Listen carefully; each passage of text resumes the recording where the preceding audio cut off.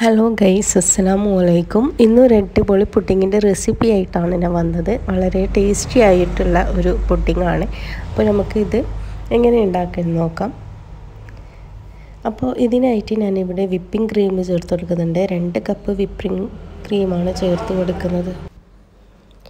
അപ്പോൾ ഇവിടെ ഞാൻ 2 കപ്പ് എടുത്തിട്ടുണ്ട്. ഇനി നമുക്കൊന്ന് ബീറ്റ് ചെയ്തെടുക്കാം. ഇത് ലൂസായിട്ട് വേണം ബീറ്റ് ചെയ്തിട്ടെടുക്കാൻ. നമ്മൾ പുഡിങ്ങിനൊക്കെ ഇത് ലൂസായിട്ടാണ് ബീറ്റ് ചെയ്യേണ്ടത്. ഇനി ഇതിലേക്ക് ഞാൻ ക്രീം ചീസ് എടുത്തിട്ടുണ്ട്. ചീസ് ഒരു 6 കോണായിട്ടാണ് എടുത്തത്.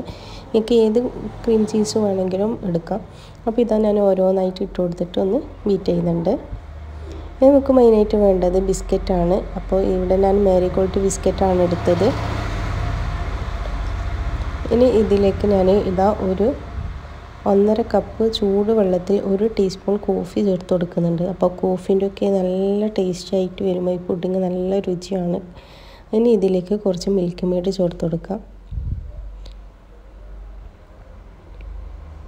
അപ്പോൾ എല്ലാം കൂടി നന്നായിട്ടൊന്ന് മിക്സ് ചെയ്യാം. കോഫീൻ്റെ മണം ഇഷ്ടമില്ലാത്തവർക്ക് ഇത് വെറും പാലിൽ ഈ പിസ്തൻ്റെ ക്രീം ചേർത്ത് കൊടുത്താലും മതിയാവും.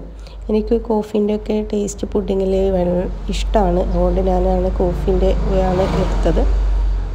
അപ്പോൾ ഇതും കൂടി നന്നായിട്ടൊന്ന് പിസ്തൻ്റെ സ്പ്രെഡ് ഒരു 2 ടീസ്പൂൺ എടുത്ത് നന്നായി മിക്സ് ചെയ്യാം. ഇനി നമ്മൾ ക്രീമിലേക്ക് പിസ്തൻ്റെ സ്പ്രെഡ് ഒരു 3-4 ടേബിൾ സ്പൂൺ ചേർത്ത് കൊടുക്കാം. ഇതിലേക്ക് ഗ്രീൻ കളർ വേണമെങ്കിൽ കുറച്ച് കളറിങ്ങൊക്കെ ആഡ് ചെയ്യാം. ഞാനിപ്പോൾ കുട്ടികൾക്കൊക്കെ കൊടുക്കുന്നത് കൊണ്ട് തന്നെ കളർ ഇവിടെ ആഡ് ചെയ്യുന്നില്ല.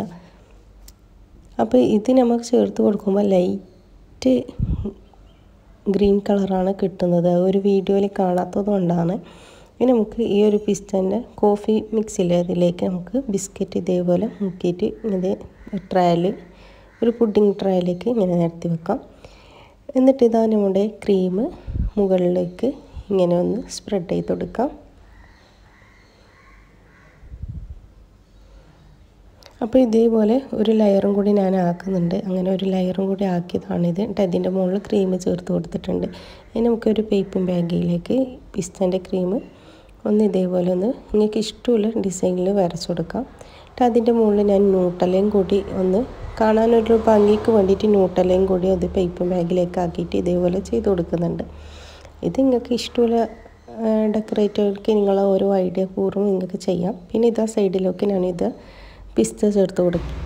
അപ്പോൾ ഇതാ നമ്മുടെ അടിപൊളി പുഡിങ് റെഡിയായി. നമുക്ക് ഫ്രിഡ്ജിൽ വെച്ച് സെറ്റ് ചെയ്തതിന് ശേഷം നമുക്കൊന്ന് കട്ട് ചെയ്തിട്ടെടുക്കാം. അപ്പോൾ ഇതിൽ ബാക്കി വരുന്നത് ഞാൻ ഇതേപോലെ ചെറിയ ബൗളിലാക്കിയിട്ട് വെച്ചിട്ടുണ്ട് കേട്ടോ. അപ്പോൾ കാണാൻ നല്ലൊരു ഭംഗിയുണ്ട്.